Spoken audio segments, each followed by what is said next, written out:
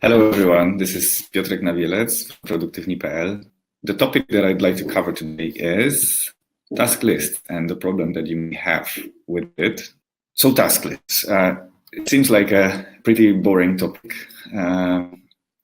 but let's start from the beginning. Why task lists are important at all? So first, I'm now 37.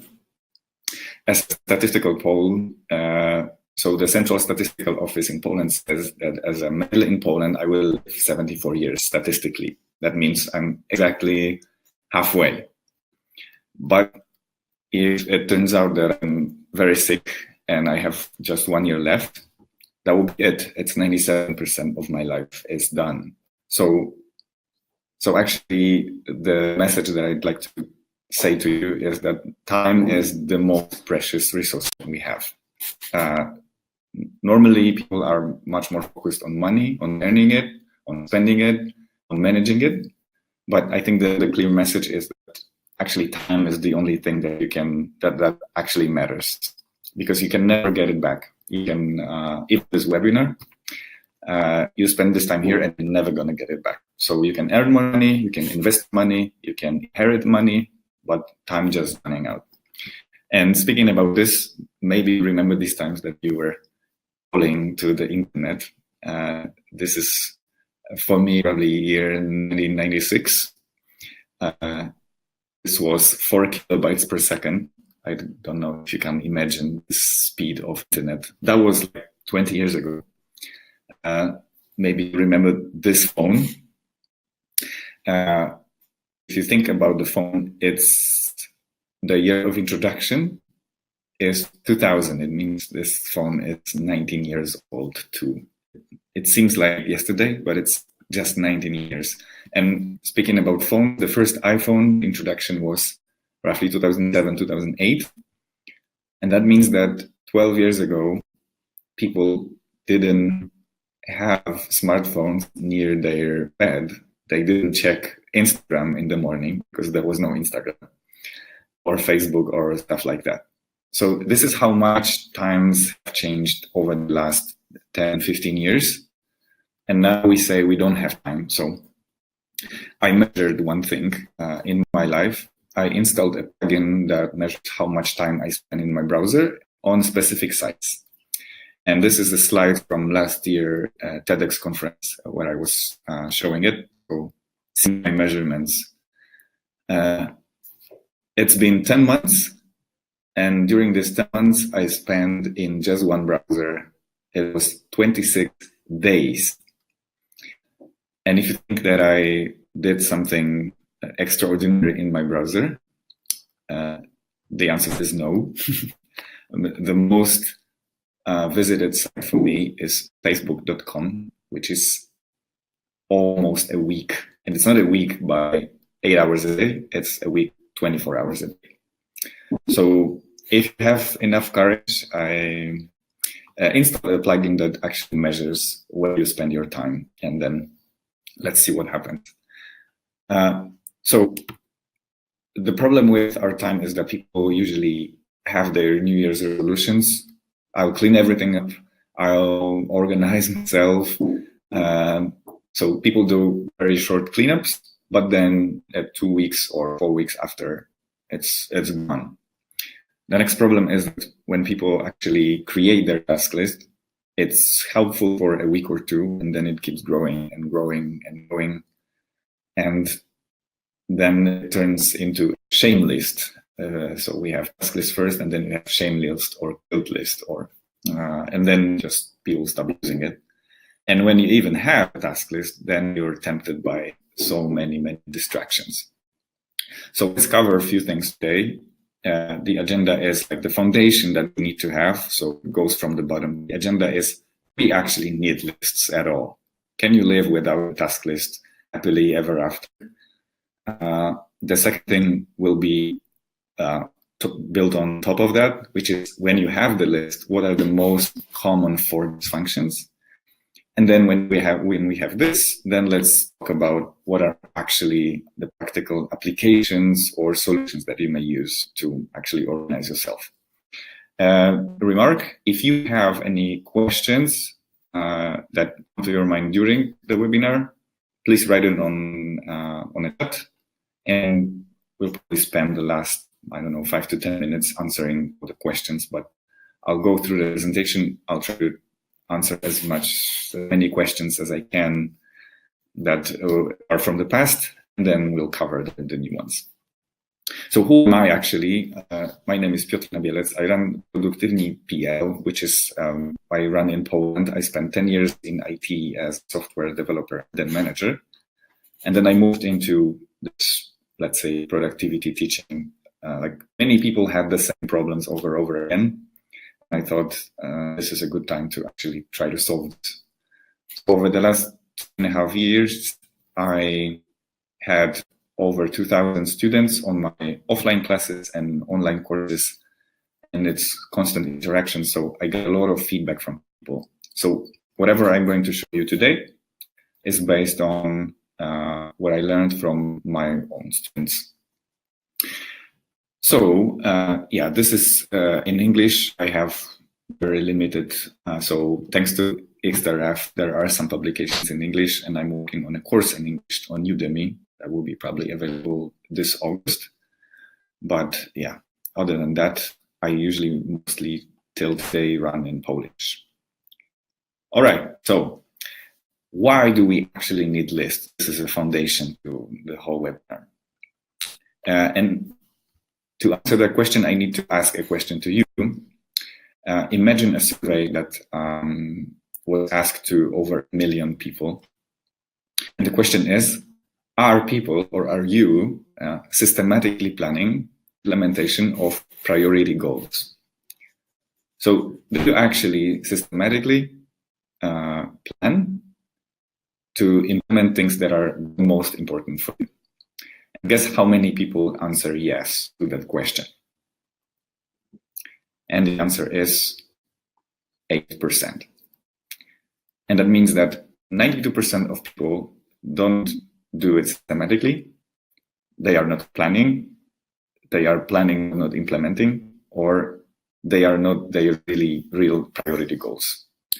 So the question actually is, do you actually fill your time with things that you declare as the most important? And it's true for 8% of people. So my task is actually to push you to that 8%. It's sad that we don't spend the time the way that we actually could. And the problem is that it's not we're miserable. The problem is with our brains. So let me start with that. So our brains are, let's say, not very optimal for the times that we have. And if we don't know its limitations, it will be very hard for us to actually use technology in a wise way. So there are 3 regions of our brains. We could spend an entire hour talking about this, but these 3 regions, let's say, more or less reflect 3 layers of information processing. So even now, if I'm speaking to you, there is an emotional layer at the foundation. It's the most primal. It has the most power. And if I say something rude or you think I'm nice, it stimulates your emotional brain. So if you think you're in danger or I said something unpolite, probably emotions will steer the way that you process a very logical information that I say to you. And when emotions are aroused, usually information will not go to higher layers, which is why if you're angry, it's really hard to process a logical information, and people try to talk with you, and it seems like there's a very big distortion of logic. Then if emotions are, let's say, calm enough, then habits are at work. So we have like another layer of processing. So for example, you usually probably brush your teeth in the morning without much thinking. It's like an automated procedure. Or you drive a car. It's very similar. At the beginning, when you drive a car, you need to focus on that. And then after some time, it's mostly automated. And so you can listen to music or listen to a podcast or talk with others, because driving a car is like an automated habit. But if you go to change direction of driving, like for example, go from Poland to UK or back, then suddenly you need logic. And it's really important for us to understand that logic gets the power last. That means that if your emotions are aroused, some habits even may not trigger. Like if you wake up in the morning and you're really late and you feel so stressed that you can forget about an automated procedure of brushing your teeth. So some habits may not even trigger when you're in a rough state. Then there are many habits that steer your behavior. It means that in many situations, logic will not get the power to actually think logically what you are doing, because these are habits. A habit may be everything. Like you wake up in the morning and you just check your phone without much thinking. You just do it. You can have a habit of, eating in the evening or eating while you're watching videos. It's like an automated procedures that are triggered in your brain. So the problem is we think we are very logical, but actually many decisions were automated by habits, and many logical decisions are steered by emotions. And to show you that, I have just one example, and I will give you a very logical message. The message is that I invite you to my online course that teaches productivity habits. Nice, right? Probably bored to death. And now I'll add one spice to it, which may be a little bit emotional. I invite you to my online course that teaches productivity habits, and I have 2 spots left. Did anything change to the value of the course, or what it teaches you, or how much you get out of it? Logically, these 2 messages are almost the same. The problem is that I let's say, stimulated the emotional part of the brain, because the emotional part of the brain is stimulated by urgency. That means if you think something is urgent, you have a very short amount of time to react, then the emotional brain is getting some more power, and it actually distorts logic. So whenever you see 2 last spots on XTRF webinar, you are much more likely to actually start reading about this webinar. Or if you think that something is on sale till today midnight, you probably, without much thinking, spend time seeing what is there in the shop rather than, I don't know, calling people that are important to you. So this has a very big potential to actually steer your behavior. Urgency for our brains, our brain sees urgency, it thinks it's immediately important. But sale, last spots on the webinar, it actually may not be very important for you at all. Another thing is that we think logically, but then these are news from, I think, like 3 or 4 days ago.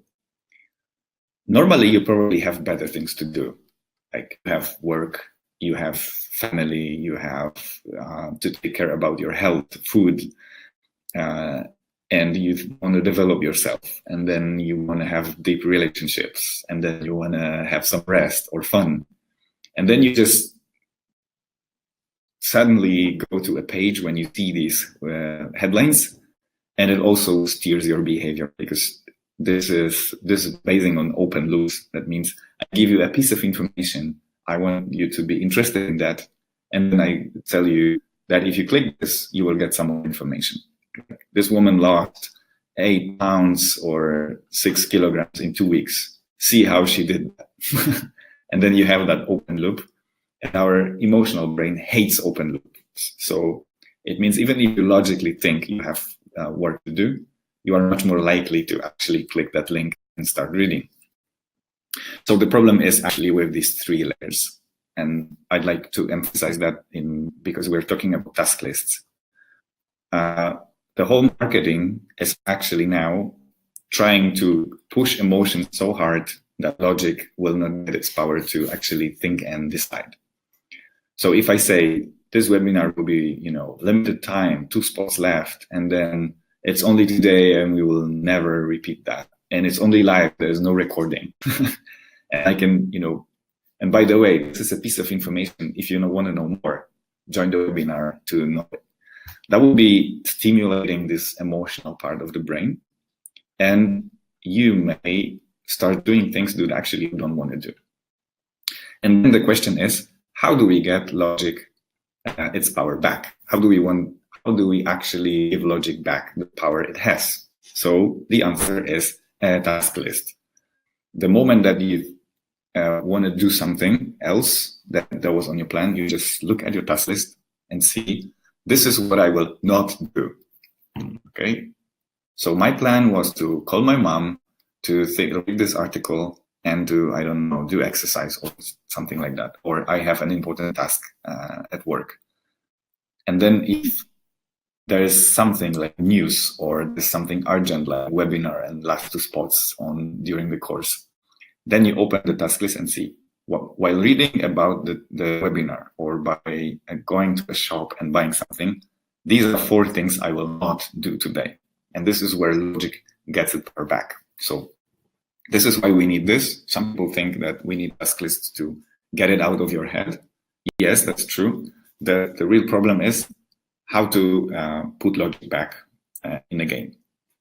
So when you have this task list, when you write things down and you sort them, then we have these 4 dysfunctions. So like, if you think you need lists, and this is what I hope, this is what our brain needs. All right. So because you're so stimulated today by emotions, we need something that puts logic back in the game. Then when you have this task list, I constantly see these 4 common problems. So number 1 is you have multiple lists in multiple locations. That means that your list is not very easy to use. When you have something on your mind at one moment, I should call somebody and tell something, or there's I should buy something. And then if you have a separate list for things like that, it means that your primary list is not so easy to use. And then when you have multiple lists, the list actually stop making its own purpose. So the ultimate goal is to have one list, because only then you have the power to decide what to do next. When you have 2 lists, it's not very convenient to use, and then you will do whatever. So this is why we need one list. I will show you the list of applications and solutions like in the 3rd part of the presentation, but I would urge you to test a solution that will work for you. So if that moment you have multiple task lists in multiple places, I would really encourage you to try to find an application, a paper solution that works so well that you actually like it. Because when you like the solution, it will be easy to use, and then you will actually be using it. So that would be step number 1. If you have multiple lists after this webinar, I would really try to find an application or solution or anything that you may merge your list into one, because only then you have the real power to decide. But when you have one big list, there is a problem number 2. There's usually lack of list segmentation. That means usually people add tasks and the list gets so big that it's overwhelming even to open and see it. So when you have 15 tasks, it's good. When you have 20 tasks, and it sounds a little bit worse. But when you have 40, 50, 100 tasks, you don't even want to open it because it seems so overwhelming. So there's one trick that gives people a lot of, get the pressure out of the picture.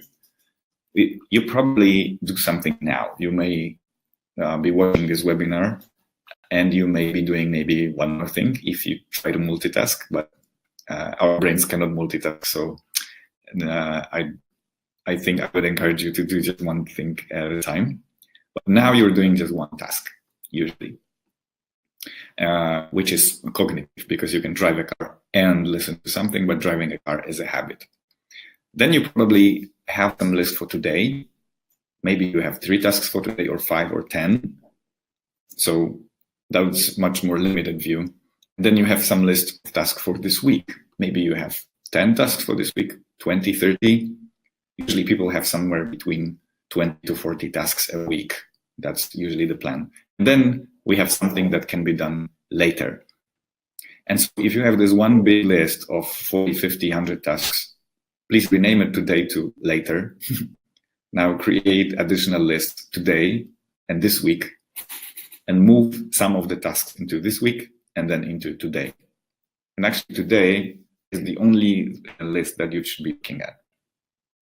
What that means is, if you have a list of 100 tasks, this is later. You move maybe 25 to this week. This is my decision to actually go with these 25 tasks this week. And then you take 5 out of these 25 into today. And this is my plan to finish these few things today. When you finish that day, you're like, hey, I did 5 out of 5. I'm awesome. Which in the case would be, hey, I completed 5 out of 100. I have 95 left, and you would feel overwhelmed. So this is a simple trick that helps you actually focus. Decision is much faster because you choose 1 out of 5 tasks or out of 8, not 1 of 100.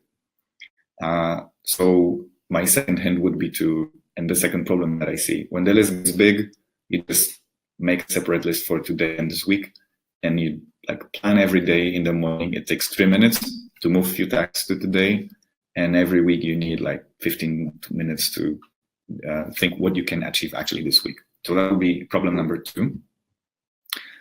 Problem number 3 is usually people have their task list mixed with project list. I always ask this question live: do you have a project that is there, or a task that is there on your task list for half a year or longer, and it seems like stuck? And everybody has one, at least one. And usually these tasks are actually projects, which means it's much bigger than people think. And the big relief to many is actually splitting that big thing into smaller pieces. So I want to paint the room. And it seems so big that I will never do this. So I'm splitting this. I have to find color. All right. So I go to that shop and I get a palette of colors with me to check which color I want. That's task number 1. Task number 2 is buying a paint. Task number 3 is doing the cleanup and stuff like that. So whenever you see an activity on your task list that is pushed from week to week, it seems it's too big, and try to break it down. And if it's really hard to start, you may think about just the first step. If you do any sport exercise or you are a runner or anything like that, you know that the toughest moment is actually the start. So when you see runners, the toughest moment is not the 5th or 10th kilometer when they run. The toughest moment is actually putting your shoes on. So this is just what we can actually help ourselves a lot. When you see an activity that you pushed from day to day, on week to week, just split it down. And if it makes no sense to split it down, think about just the first step, put my shoes on, and then the rest will follow.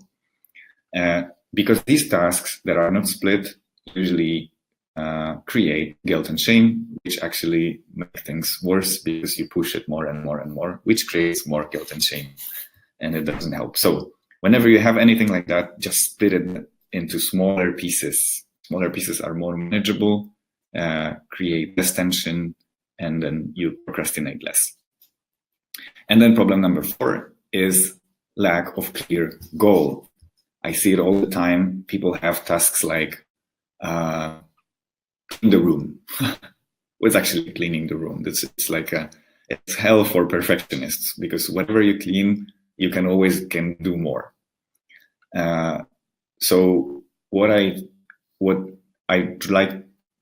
like you to try is think about an image of how it would look the task was completed, what actually is done.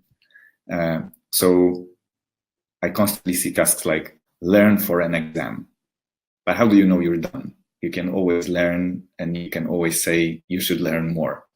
So try to imagine a situation that you learned enough that you actually clicked, okay, I'm done with learning. How would that look? And then usually people say, okay, I went through chapter 5 and 6 and I did a test and I passed it. And then it means I'm done with learning. So that's our clear goal. What does it mean? Spend time with kids. All right, I don't know. Spend at least 1 hour with them with our phone shut down. This is a clear picture. I'm trying to say that whenever you see a task and you don't have a clear picture how it looks when the task is completed, it's much harder to actually start. So these are these 4 common problems. Maybe I'd like to, before I jump into applications, I'd like to ask Carolina to run a short poll. So we have these 4 problems. The first is that we have multiple lists.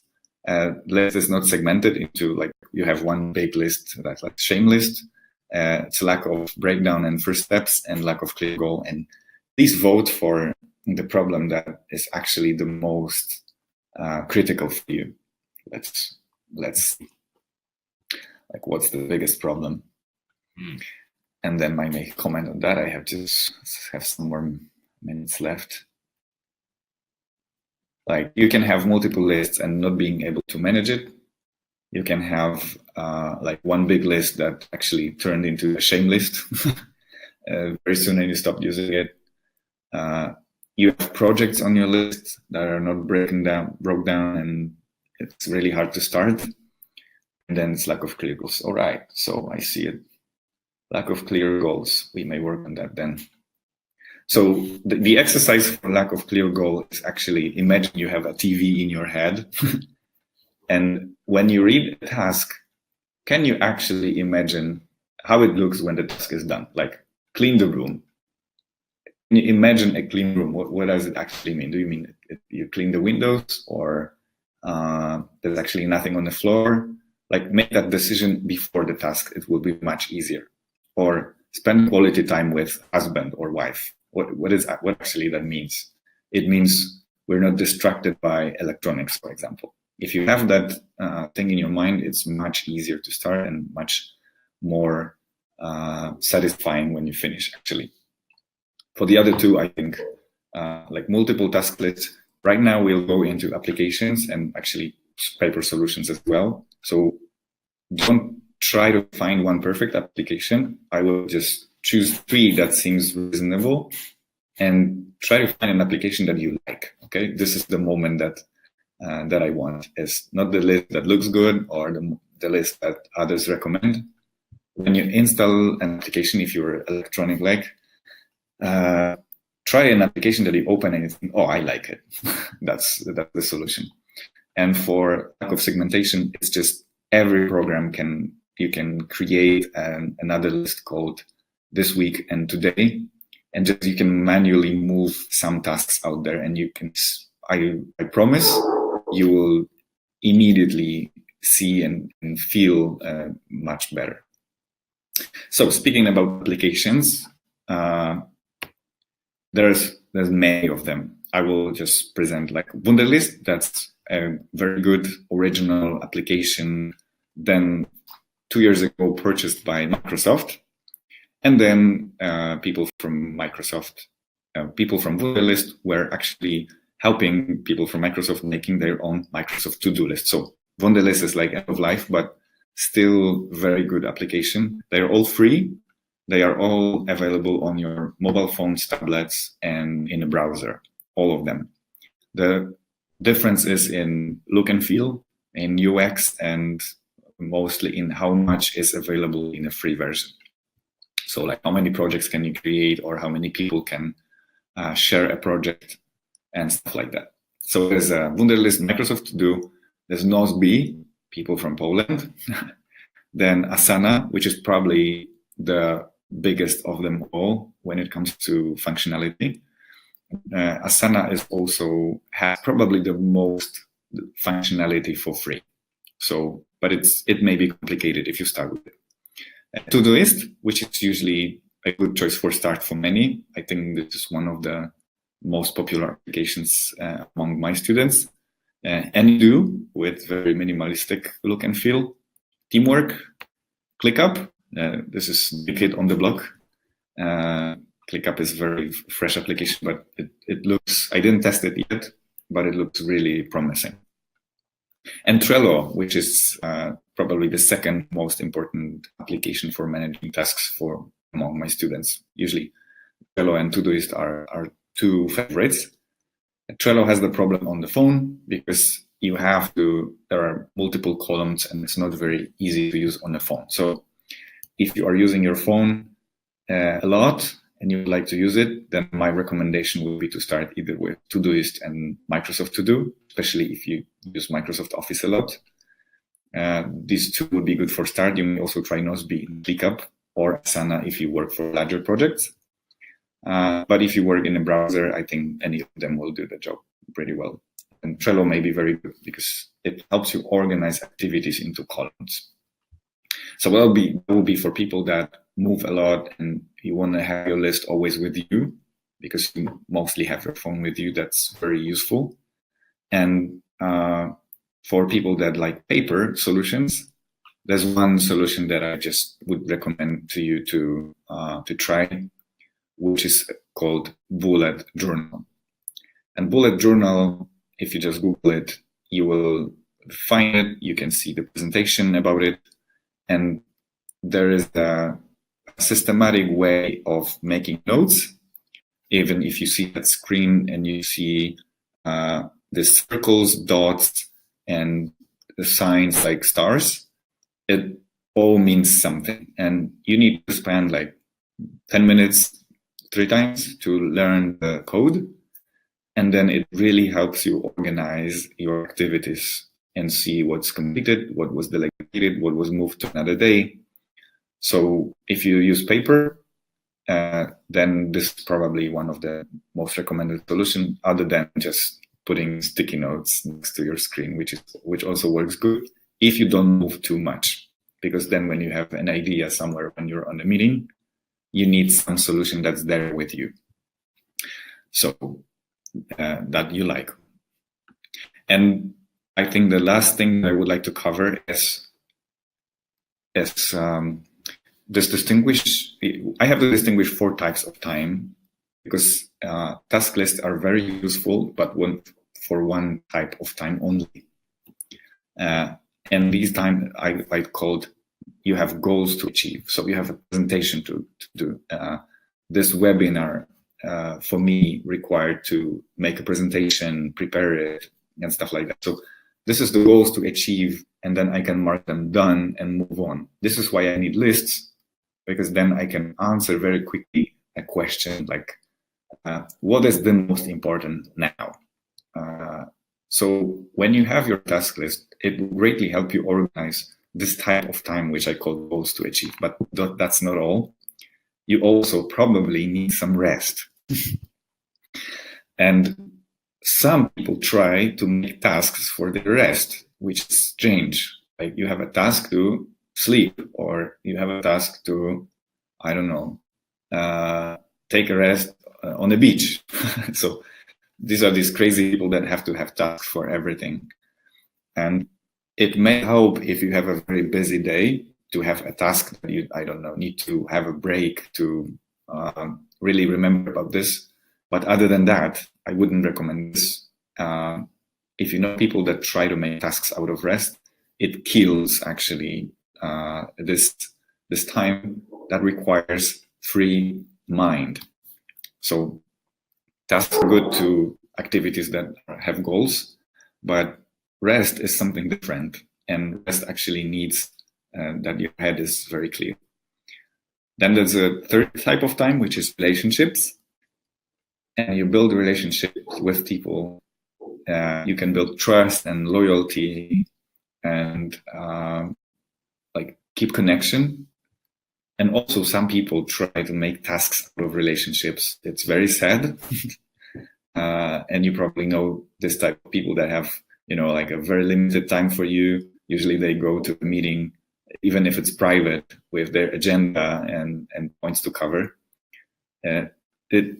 This goals to achieve spread into other types of activities, and I would really spend some time on tweaking your task list so they really work, but then not trying to apply it to rest and relationships. And this is actually 3 types of time that most people like live in. And so you probably, even today, you watch this webinar, you have some goal in mind. You may today work on some relationships, spend time with people that you like. And then in the evening, you will have some rest, you get sleep, you may watch Game of Thrones or something that will just charge your internal battery. Whatever you do, it's just for you to recover emotionally, physically. And usually this is how we move, like these 3 types of time. I'm doing some activity because I need a goal. I'm cultivating relationships, and then I need some rest. It would be good if you could connect these 3 types of time. It would be awesome. But there's the 4th type of time, which is actually today go through a very big crisis, which is creative time. And creative time is a time that doesn't have a goal. So when I take my guitar, I can have a clear goal in mind that I need to learn a new song. That will be a goal to achieve. So I need to play as long as I think I'm pretty fluent with the song. That will be done, and I could go on. But sometimes you have just this creative time, which means I take my guitar and I don't know where I'm going to finish. I just play.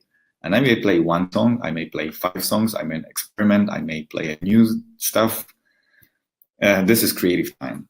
This is what we could learn from kids. Kids are great in creative time. They build something and they never know where they're going to finish. And for example, when they build a castle, a parent can think done, because they think in terms, okay, I want to build a castle. This is a task. But children usually have their creative time, which means let's experiment with that and see where it goes.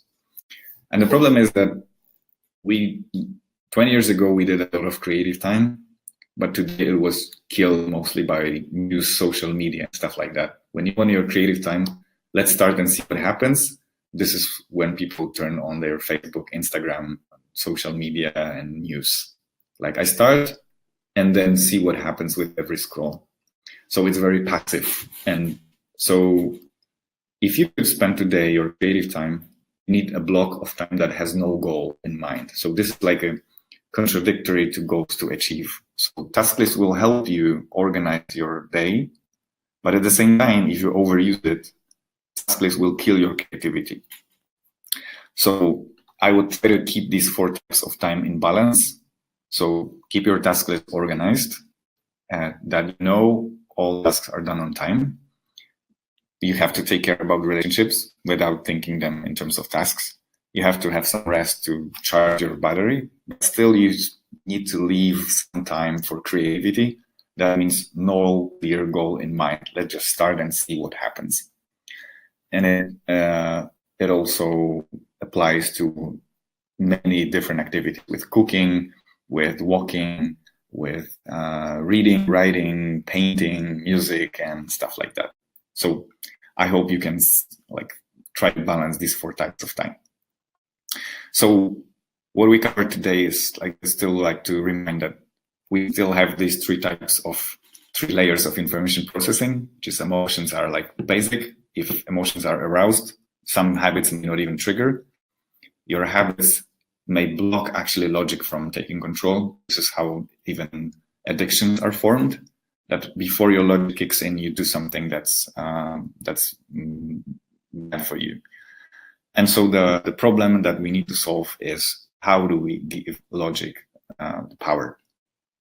So 3 things I want to cover today is the foundation, why we need lists. I hope that's clear now, that our brain has its limitations. It's really easy for us to actually stimulate our emotions the way that actually we may not logically think about what to do next. Then when you have this list to actually give logic back the control, these are the 4 dysfunctions that people do, which is having multiple lists and not one that's very easy to use and that you like. Then having one big list, which is a shame list, not splitting it into smaller manageable pieces. Then you have big tasks that seem that you will never get it done. Then split it into smaller pieces. And then problem number 4 is lack of clear goal. What actually I want to achieve? How do I know I'm done? this will be the question that I would ask myself. It's like, how do I know I'm done? What would need to see to feel? So these are if you fix that 4 problems, you're like moving into this 8% I was talking about.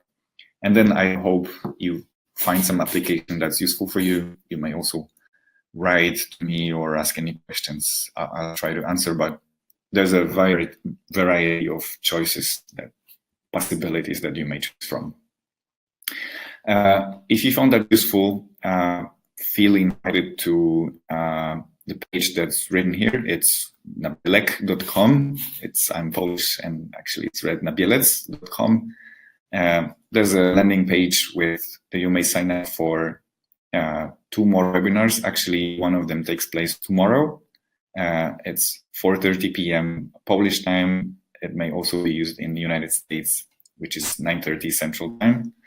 And I'm creating a Udemy course, a video course on Udemy. And it will be almost 2 hours. And I'd like to give the content for free during 2 one-hour webinars. But what I'd like to get back from you is feedback. Because in June, we want to enter the video studio and record it. So I'm giving the content now for free. It's in a form like this webinar. Some things I think I will repeat tomorrow as well. But I hope this course will be like a very condensed information about what's our brand limitations actually, then what are the good strategies to use for task list. And then second webinar will be about calendars and about focus and distractions. And if you think it sounds interesting to you, please sign up. On the page, you also get this webinar in the form of ebook for free. And then probably we're recording in June, so course should be available in August. And then I will also let you know that it's available. So that was all from me. We have just a few minutes left for questions. So I'll ask Carolina if you have any questions. The only thing I have is some theory and few years of practice. You may ask whatever you think is useful for you. I'll try to cover as much as I can. Emil, what about work tasks and personal tasks, merge them and have a list or have 2 spreads? Yeah, I love that question. I'm a big fan of experimenting, which means there's no good solution. My personal and work life overlap a lot, and I have them in one tool. But if you want to keep work-life balance and you shut your company door and you want to forget about your job, then I would keep the list separate. But actually, the best solution is to try to merge them for 2 or 3 weeks and see how it works. And then if it's not working for you, then split them and work for 3 to 3 weeks and see what happens. And because there's no I work with many people and I see there's no like silver bullet that works for everyone. Some people want to have their list merged because sometimes they do private tasks at work. Like, I don't know, they have to call a doctor or, I don't know, buy some stuff online. And then the merge list actually makes sense. But for some people, when they want to really keep this separate, then I would keep it separate. But my short answer would be, I would run 2-3 week experiment and see how it works. What about review of lists once a week? Yes, that's what I would recommend. There will be a process of every day in the morning or in the evening to plan a day, like you move some tasks to a day list. And then once a week, I would think, what is actually, I open my calendar, I see my meetings, I see the trainings and everything. And then the question is, what I can actually achieve next week and move these tasks into this week list. Then yes, this will be a daily process, which takes probably 3 minutes, and a weekly process, which should take you probably 15 minutes a week. Yes, that will be really recommended solution because humans actually work in a week cycle right now. We really feel what is a week of work. We can really can relate to that. Łukasz, your opinion on Google Keep or Evernote? Yes, I didn't mention Google Keep. Some people use Google Keep. I rather think about keep Evernote, OneNote from Microsoft, and Apple Notes as applications optimized for storing notes, not tasks. The task list applications are optimized to keep deadlines for you, to have notes in them like links, to divide tasks into subtasks. So, for example, in Wunderlist, for example, or Microsoft To Do, I can create a task for car repairment or some car check, and the deadline is next Monday, but I can also give myself a reminder on Thursday. So, and then really sort it. I think Google Keep slowly approaches that moment that it can be used as a task list pretty well. But I'm missing this reminder feature, like the real deadline is Monday, but please remind me on Thursday that I still have to do this. I think that's it. So I hope that was condensed information that you found it useful. I think tomorrow morning you will get an email with some more information and also maybe a reminder about the tomorrow and next week Thursday webinars. And I will also ask them to write my email. So if you have any questions, comments, or want to add something or want to ask in a week or two, just feel free to drop me an email. So XTRF, thanks for an invitation. And thank you all for coming, for questions. And I hope to see you again soon. Have a great day. And bye-bye.